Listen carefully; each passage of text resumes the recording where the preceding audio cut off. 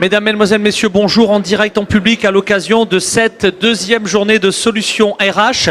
Orchestrer la transformation organisationnelle au sein de l'entreprise, quel rôle pour la fonction RH? On en parle tout de suite. Comment peut-elle s'adapter et accompagner les évolutions? Un sujet important. On va en parler tout de suite avec mes invités. Bonjour messieurs. Abdelhachem Guiti, bonjour. Je devrais dire rebonjour si nos invités vont suivre dans les jours à venir l'ensemble de nos émissions.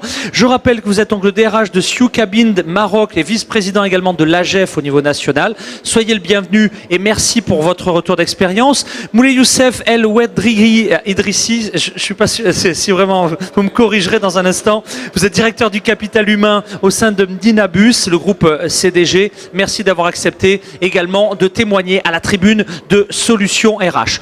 Orchestrer la transformation organisationnelle au sein de l'entreprise, c'est évidemment l'enjeu. Il n'y a pas de RH et de prise en compte de ce capital humain sans que, au plus haut, les décisions soient prises et jusqu'au dernier maillon, elles soient appliquées. Cette transformation, elle est facile à formuler, plus difficile à mettre en œuvre. Messieurs les experts, comment fait-on ?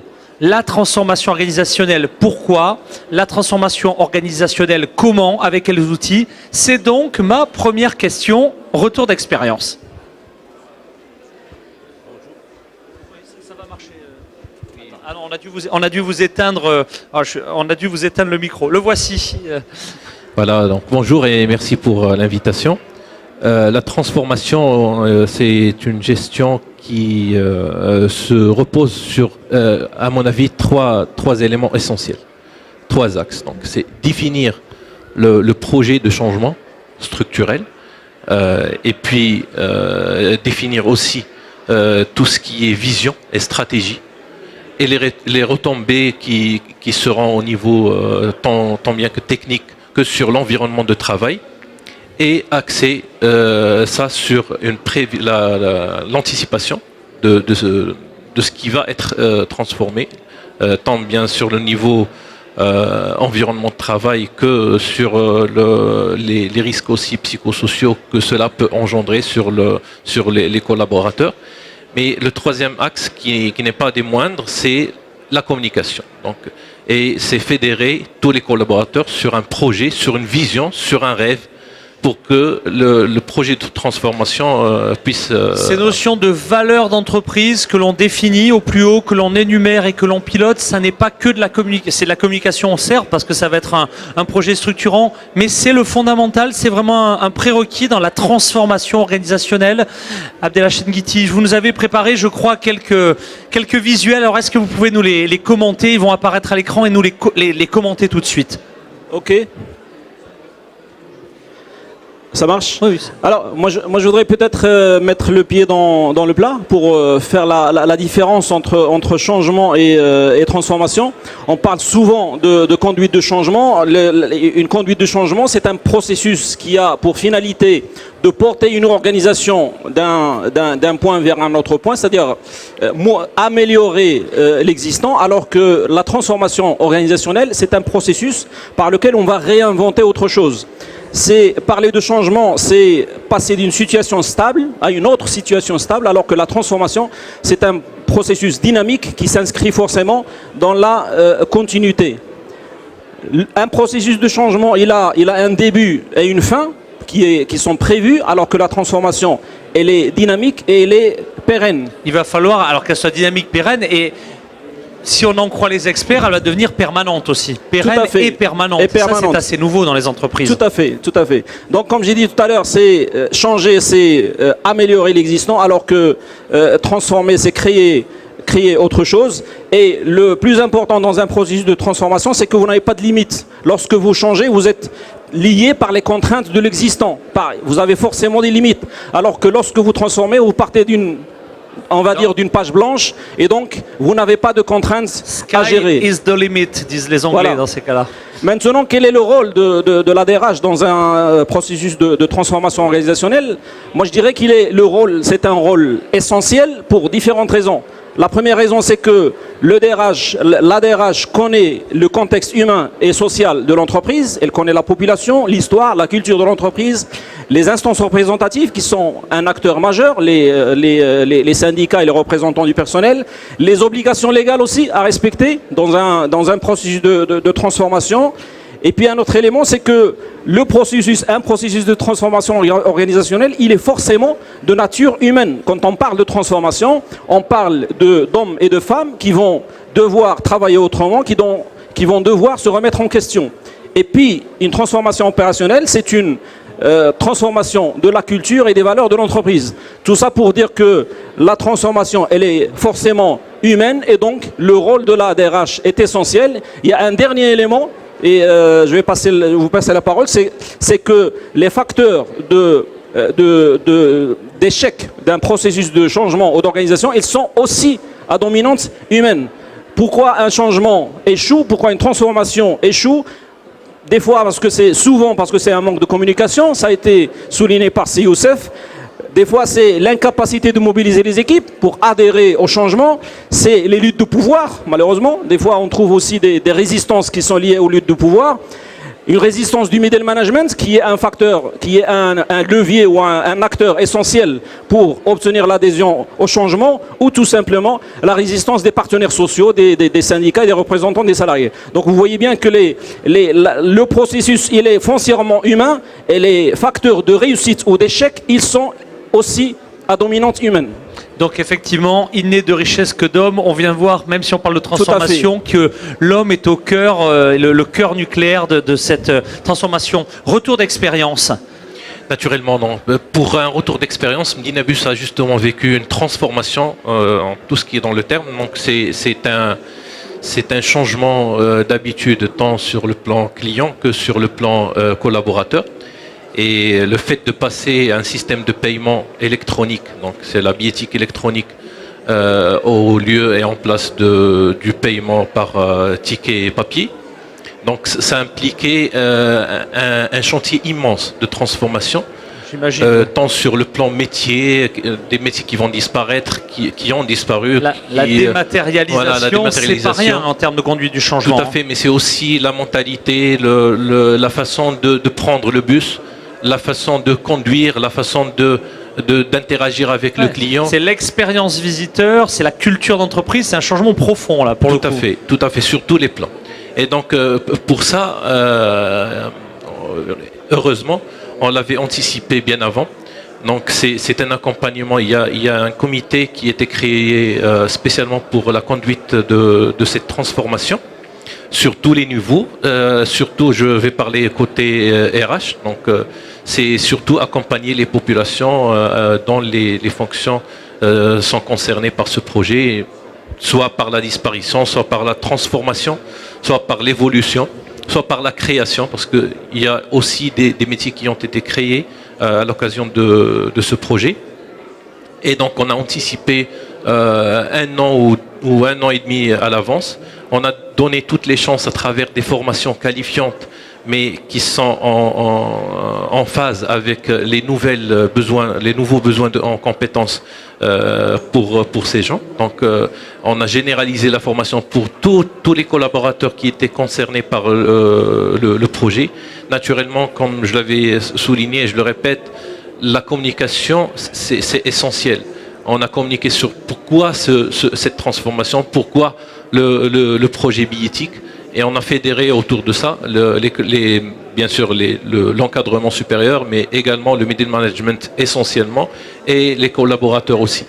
Donc, après toutes ces étapes, alhamdoulilah, on a pu réaliser un beau projet dans des temps records, même à l'échelle internationale, et dans un climat social qui a été voilà, parce que c'est sûr que dans des métiers de ce type-là, on n'est jamais à l'abri d'une réaction imprévue. Et là, je dirais que finalement tous les KPI, comme disent les anglo-saxons, ont été respectés avec des résultats intéressants. Très bien. Oui, vous vouliez rajouter quelque chose? C'est justement ce qu'a souligné mon ami Sevli là, c'est que on a intégré aussi les partenaires sociaux. Ils étaient au cœur de cette transformation.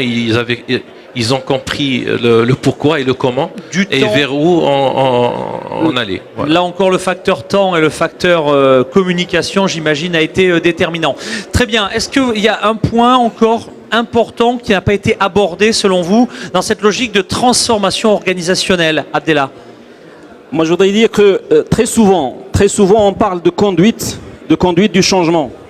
Et on parle très rarement, sinon pas du tout, de la conduite de l'après-changement. Parce que ce qui importe, ce n'est pas le processus de changement lui-même, mais c'est comment faire en sorte que les nouveaux comportements, les nouvelles habitudes fassent partie, soient pérennisées, fassent partie du quotidien. C'est ça l'enjeu. Parce que si vous conduisez un processus de changement et après vous oubliez, comme on dit, chasser le naturel, il revient au galop. Je voudrais peut-être montrer quelques... Oui, on va refaire apparaître ces éléments à l'écran dans quelques secondes. Il y a une étude qui a été menée récemment par le cabinet McKinsey qui démontre que le taux d'échec des projets de transformation avoisine les 70%. Il a l'air triste, hein, votre bonhomme, ça là, fait sur peur le comme visuel. chiffre. Et pourquoi ?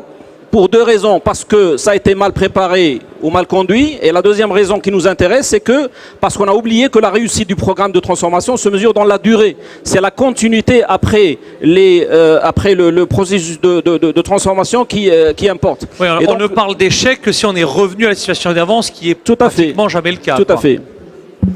Et donc l'enjeu pour l'organisation, ça va être d'assurer la pérennité des résultats du processus de transformation et de faire en sorte que les équipes en place s'approprient le projet, qu'ils le déclinent sur le terrain et puis que les nouveaux comportements soient ancrés dans la réalité de l'organisation. Et puis il va falloir par la suite rassurer, parce qu'une fois que vous avez, comme on dit, donné un coup de pied dans la fourmilière, il va falloir rassurer parce que forcément un processus de transformation, de changement, il crée l'angoisse, il crée la peur de l'avenir, la peur de perdre des acquis. Donc il va falloir rassurer par rapport à ça. Alors comme j'ai dit tout à l'heure, après la transformation, le premier enjeu c'est de développer des automatismes, c'est-à-dire faire en sorte que les nouveaux comportements soient ancrés dans la culture organisationnelle et consolider, ritualiser les nouveaux comportements. Un autre élément qui me semble important, c'est comment obtenir la motivation des équipes pour justement faire en sorte que ces nouveaux comportements fassent partie de la culture. Et là, je ferai la différence entre la motivation externe, qui est motivée par l'argent, et la motivation interne, qui est motivée par conviction. C'est-à-dire, j'adhère à un processus de changement si je suis convaincu, si ça fait partie de mes valeurs. Le commitment, le commitment, exactement. Si vous me motivez par une prime, c'est une motivation arrachée, on va dire. Elle n'est pas naturelle.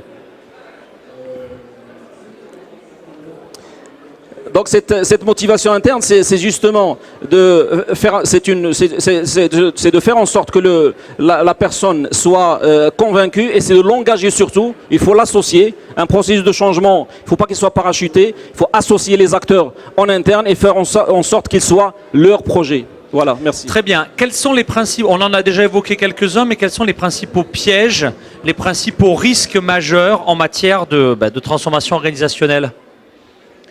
Justement, je pense que, comme on a dit, il faut donner un rêve, il faut donner une vision pour fédérer les gens, mais il faut bien la suivre. Parce que si on n'est pas transparent, si on donne un rêve pour un rêve et qui n'est pas réalisé par la suite, c'est un facteur d'échec automatique.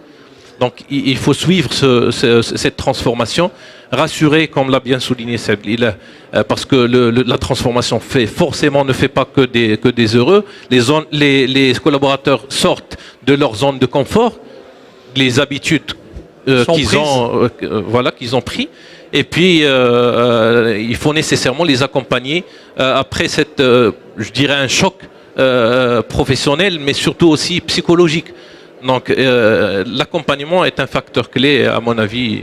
Un facteur clé à prendre en compte. Est-ce qu'il y a d'autres pièges à éviter sur lesquels on n'a pas suffisamment insisté jusqu'à présent ?